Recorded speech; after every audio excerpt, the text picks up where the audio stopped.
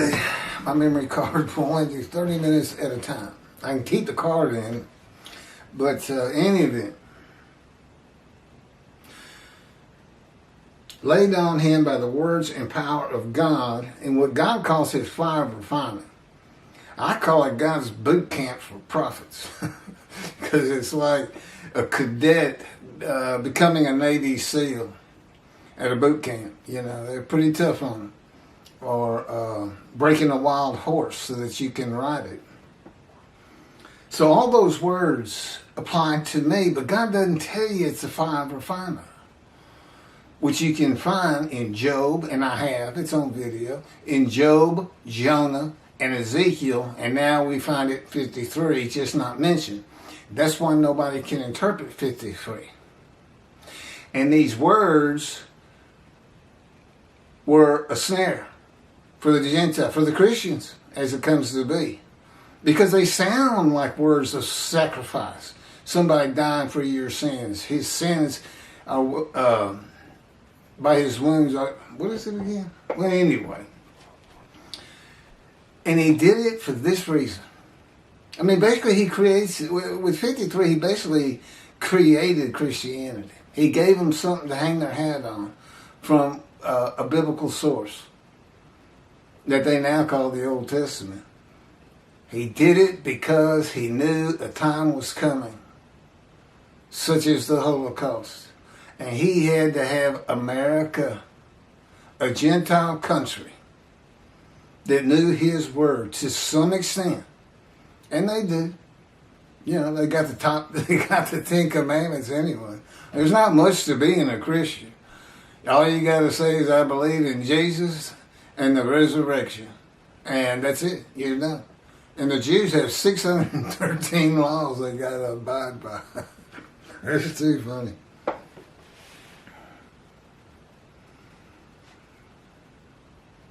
So, that's the secret to 53. Oh, and he also knew he had set up one last day where he passes his wrath to him, and he tells me, we're going to take the cornerstones out of Christianity.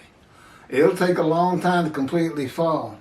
But by the end of my life, and the things that are going to occur in the building of the temple, Gentiles are going to have a hard time convincing their kids there ever was a Jesus.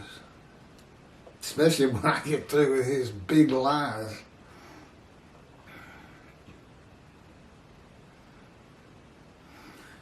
Didn't I just say all that?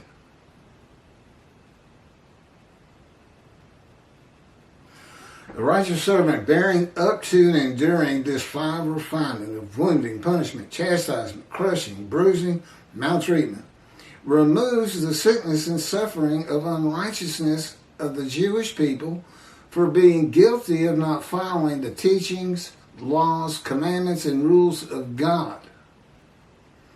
Because why? They listen to my teachings. The righteous servant makes the many righteous. That's them.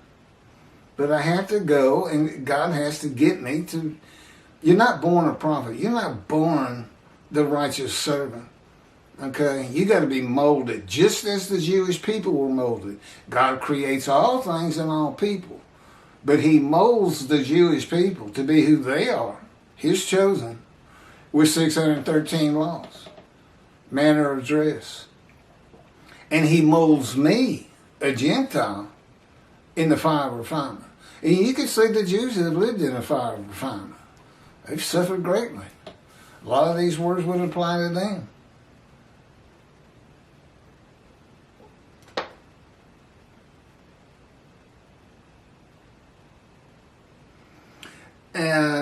And rules of God and the feelings of guilt that come with that. The many and the multitude who heed my words and act accordingly will be healed of their sickness and suffering. We have counted him plagued, smitten, afflicted by God. Plague means to cause continual trouble or distress to, as in he has been plagued by ill health. Well, I've announced that. Smitten in biblical times meant struck, as with a severe hard blow. Afflicted means grievously affected or troubled, as by a disease or disfigurement at birth, as though cursed by God. I was born, and God says it was by his hand that it happened. Without my right breast, my right shoulder is shorter than the left, and my right arm is withered. Doesn't have hardly any muscle in it. It's real skinny. But it works just fine. I throw a baseball with it.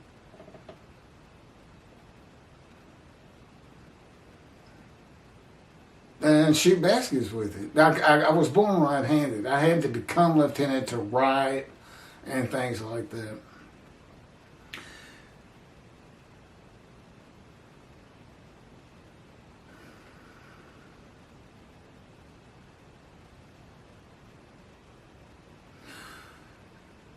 Chapter 53, verse 5. I swear I just read this. But he was wounded because of our sins, crushed because of our iniquities. He bore the chastisement that made us whole. These are where those words come from. I call the big six. And by his bruises we were healed. I don't even know what that means. The book of Ezekiel is the key to understand Isaiah 53. The purpose of Ezekiel was to be a prophet and teacher of righteousness to the exiles of the Assyrian Babylon, exiles of Assyria Babylon, by bringing them to repentance with restitution. To prepare him, God said, and this is basically the definition of the fire of refinement. I mean, this is where it comes from. I will make your face as hard as theirs. He's talking about the Jewish people. And your forehead as brazen as theirs. I will make your forehead like adamant, harder than flint. Do not fear them. Do not be dismayed by them. And then God maltreats and punishes him for the punishment of the houses of Israel and Judah, which would be for their sins. Wounded for their sins. Punished for it. Basically what he did is he says you're going to have a comparable amount of time, 340 or 60 days or something like that, pinned to the ground, crushed and bruised. I bet he got thrown down to the ground too. Oh, it's 430 days. He is punished, confined by the power of God to his house, removed from society, pinned to the ground, crushed and bruised, eating nothing but bread, and chastised by the words of God. Chapter 53, verse 6. We all went astray like sheep, each going his own way, and the Lord visited upon him the guilt of all of us. And that's the end of verse 6, and that's where the quotation ends, right there. So these people, we were all astray like sheep, they're the same people who say, who can believe what we can believe? And that's the same people, the many who are made righteous to remove that guilt. That's what the story is. I mean, the guy's as lowly as these people, but somehow God selects him, puts him through this fire and prepares him to be a teacher, and God gives him all this knowledge. These new things that say, this is the man of God that he said his spirit was going to alight upon. We all went astray like sheep. That's the Jewish people who are the witnesses. Okay, that was me ad-libbing. Here's God's words. We all went astray like sheep. That's Midrash, commentary. The Jewish people who are the witnesses and the speakers of verses 1 through 6 stop following the laws of God in one manner or another.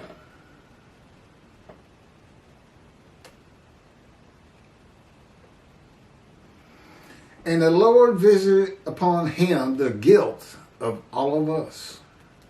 Midrash, commentary. This would happen in the day of the Lord when God requires a man to be his visible representation and speak and write his words as Moses did. In the day of the Lord, a Gentile is tested by God, and upon passing the test, the man becomes his righteous servant, and his servant David, a shepherd who is Moshiach, Elijah, and the prophet like Moses. The test is, will he offer himself for guilt or refuse to? Well, I had just been told I had a month to live. 8 years before that. So when God is talking to me, He's saying, I might give you long life. I'm ready to roll the dice. It does say might. But you have to go through the fire of refinement. Now, mind you, He did that with me, but that's not what happened to Ezekiel. Ezekiel said a spirit that God is in, of course, seized me, and I went in the anger and the fury and bitterness of my spirit in the hand of God. Now you figure being in the hand of God is not something to be furious and bitter about. No, that's the hand. They just grabbed him and said, fire refinement for you. I want you to be a prophet to the exiles. Again, all that was set up. That was for the Gentiles and Christianity and America and the Holocaust. Because without America, you don't defeat Germany. You just don't. And of course, God knows all things from beginning to end. He accepts God's offer of possibly having long life after being crushed with disease in return of His offering of Himself for guilt. The guilt of the Jewish people visited upon Him. The guilt they have for sinning and emotion. People, that's not even a possibility. How can the guilt that Jewish people feel, if any, I don't know, the world hates them so much, a lot of them have kind of a, feel guilty because the world makes them feel guilty. But how can you transfer that to, for instance, me? All of them. I mean, what would it be? Would I go into the same guilt? Anyway, doesn't matter. They're going to be made righteous. And I got to step up on that too. The many made righteous, well, I've got a covenant with me of sin forgiveness. Everybody's going to be righteous at one time, except it's only for past sins. My teaching is, okay, you're sin free. Those sins that you did that you don't think ever get taken care of at Yom Kippur, well, just get back to synagogue. Get back to study. Write Torah on your own heart. Learn everything you can because it's important for the Jewish heaven, which I'll explain some other time. It's very important. That's why it's the Jewish heaven. 53:7. He was maltreated, yet he was submissive. He did not open his mouth.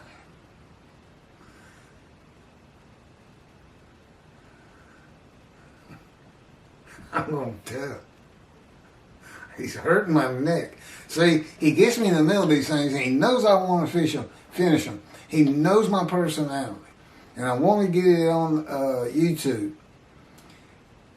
So he puts me to a situation where I'm like, that's it. I'm stopping if you don't quit that. And he won't quit it. He'll just make it worse. He says it's part of the fire of refinement. I'm trying to show the people. That's him speaking through me, by the way, if you didn't catch that. I'm trying to show the people. That didn't come from me. Oh, he can have words coming from me, and people, there's not one thought going through my cranium. I'm just speaking. I hear it. Total control. Which is funny. He once directed me to a segment of the radio show of Tovia Singer, who I really liked in the beginning and respected, and I guess I still like him, but let's just say the respect has diminished because of 53:10, or his 53 being Israel. Oh, and in that radio segment, he says, I believe that God is going to have total and complete control of Moshiach. Well, he got something right, because he does. Not only all the things of the mind and the speech and everything, but my body is encased in what Ezekiel calls the cords of his power, the book of Ezekiel. To me, it's just, I'm just encased in it. It's not like cords or ropes or anything like that. I think that was written more for antiquity, so they could kind of understand what this power was. It's like ropes. But it just envelops me. He can spin me like a top if he wants to. And it's funny, the evolution of that, how he taught it to me, how I came to know about this power. I think it's in the book that he also dictated, My Life, to show how I fit all this lowly person with all these injuries and diseases and suffering. Okay, 53:7. He did not open his mouth. Okay, Midrash. He was maltreated, yet he was submissive. This verse can be identified in the book of Ezekiel. God maltreats him, not man. He pinned him to the ground for 430 days, for crying out loud. Made him leave society. Told him to go to his house. You shall not go out amongst the people. I bind you with the cords of my power. Maltreatment is a part of God's fire refinement to be made suitable for his purpose. With God, you are always submissive, or you will be slammed to the ground. Well, you become submissive anyway.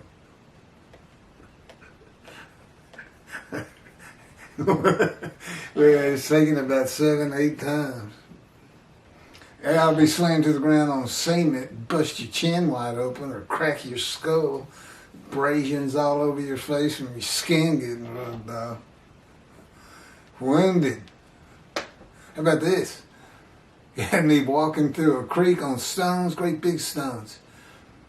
And we had gotten through with one of these, 50 yards of running on these stones. And some of them be slippery, but he'd make my feet stick. It was all this big event to learn about him and his power. And out of nowhere, I'm standing there wrestling next to a big boulder, and my hand goes up in the air, and I just basically look at it, and bam, slams down that rock and broke this bone right here. And he also tripped me when I was running one time on a railroad line. And anyway, I cracked a bunch of ribs that I had cracked before. Oh, I had also broken that bone before. Does that make it better?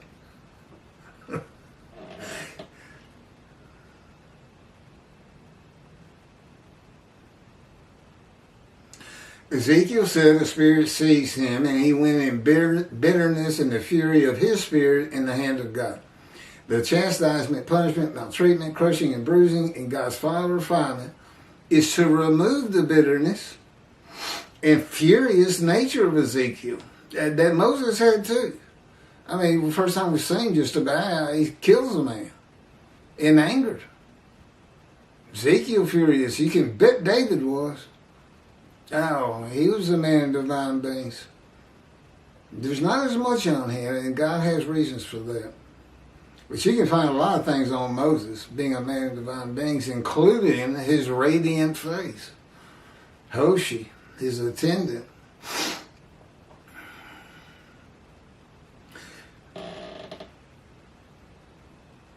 It is to make a man meek and humble. They say at the end of Moses' life, he's the most humble man on earth. I think God kept him in the refinement for 40 years.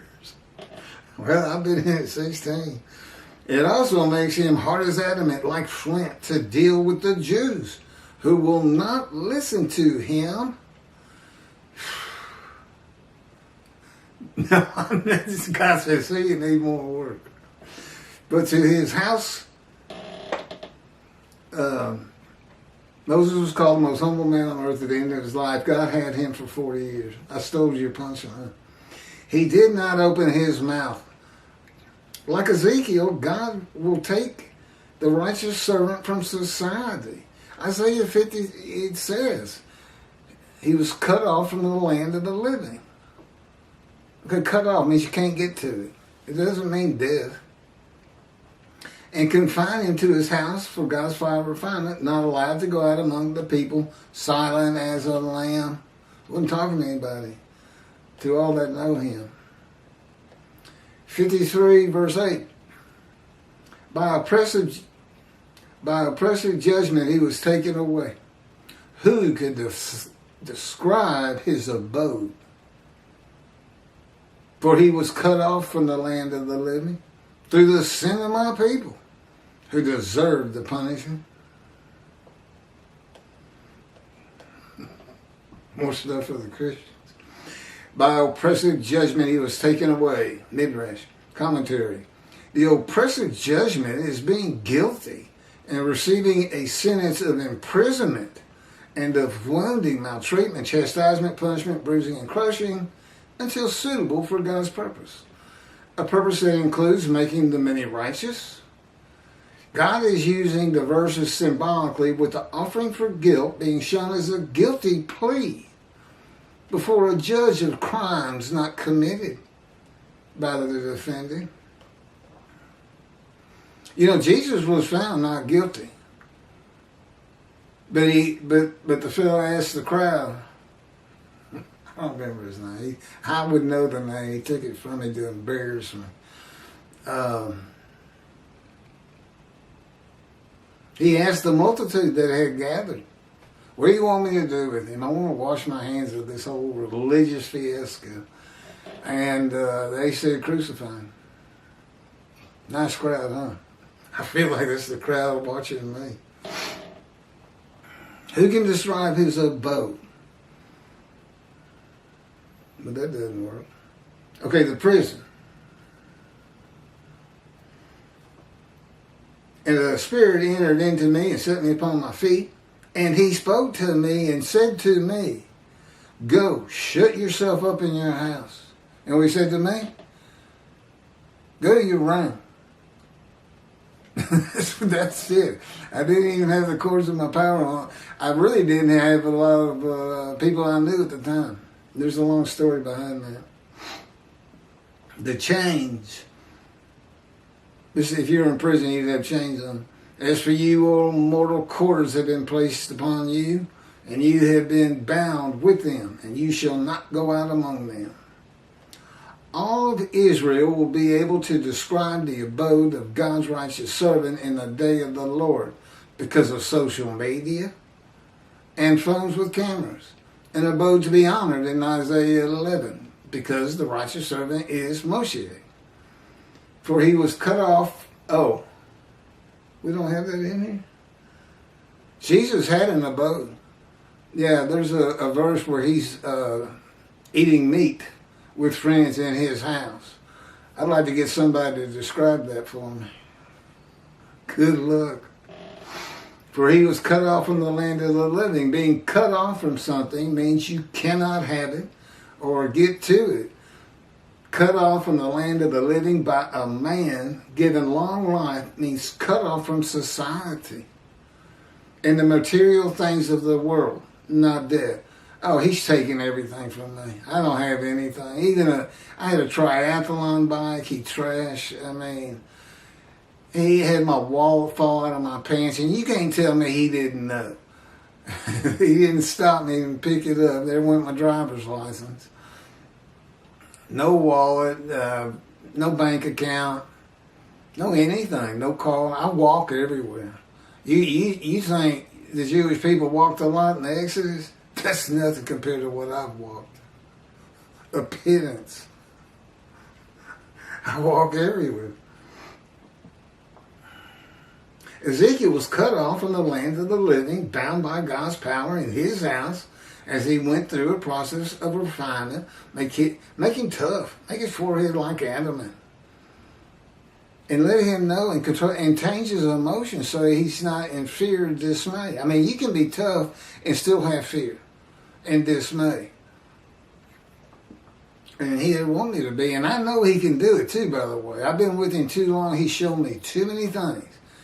It's going to be much more enjoyable than being in the fire, which he says he's not stopping until we get to Israel. So I plead to the masses. Get me to Israel. I'll pay you back. Yeah, I don't have anything. You got a little Social Security coming in. The process of refinement of his emotions and self to be made suitable for God's purpose of his being a prophet to the Assyrian Babylon exiles. Midrash, through the sin of my people, the people of Isaiah, who are the Jewish people, the people in the first 6 verses, who deserve the punishment. Ezekiel suffers the punishment of the houses of Israel and Judah for 430 days. The houses of Judah and Israel suffered their punishment in exile. There was no vicarious suffering for the sins of the house of Judah and Israel. Ezekiel's punishment corresponded to the punishment of the houses of Israel and Judah for their sins. Isaiah 53 verse 9. And his grave was set among the wicked, and with the rich in his death. Though he had done no injustice, he had spoken no falsehood. I haven't spoken a falsehood since God talked to me. That's as far as I'm going to go with that. This verse says the righteous servant of God was poor but dies a rich man. The righteous servant of God becomes poor when God cuts him off from the world, and then he is given the many as his portion and receives the multitude as his spoil, and his abode will be honored. He will die a rich man. But the Lord chose to crush him by disease. This is 53:10, which we have covered. I understand. It could be the first time for somebody on 53.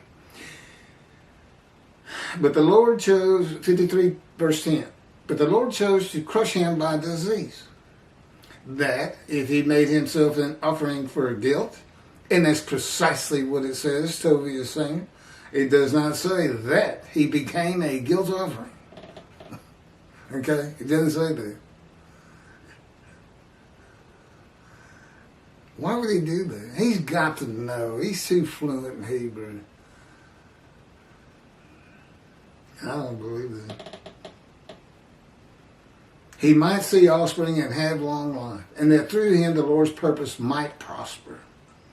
But the Lord's, that purpose is not stated. But we know in Malachi 3, he says, I'm returning to my temple. There's a day of the Lord. I got things to do. There's his purpose. But the Lord chose to crush him by disease. Midrash, commentary. God's righteous servant will be familiar with disease and his life crushed because of disease that he is afflicted with by the power of God. Now, he takes full credit for it. Now, I had skin cancer much earlier than this, than what we're talking about here, being crushed. I think the colon cancer crushed me. But the true crush came when I went through the surgery and chemo and the colon cancer was removed. But further tests showed that it had spread to my lungs, stage 4. And they gave me approximately, about a month to live and untreatable. Okay, it was 22 years ago when the planes hit New York. That's how long ago it was. So, long life. Long life after being crushed with disease. But it was the colon cancer, which I was about 43. He didn't speak to me till I was 50. And the lung cancer. I just quit working. I just walked every day. I didn't really think I was going to die, primarily because I didn't suffer from the symptoms of the lung cancer like I did the colon cancer. I felt all of that. It had burst through my colon. I was bleeding internally. I couldn't even get a proper diagnosis of it for months, 2.5 months of solid pain. Here I am back in the pain box again. But anyway, that was the Holy Spirit. He said something funny. But the Lord chose to crush him by disease. But anyway, familiar with disease would be the skin cancer. That if he made himself an offering for guilt. It's an offer. It's an offering of oneself to God to remove the guilt of sinning of the Jewish people in the first 6 verses, to make them righteous. But I got to go through the fire of refinement. That's what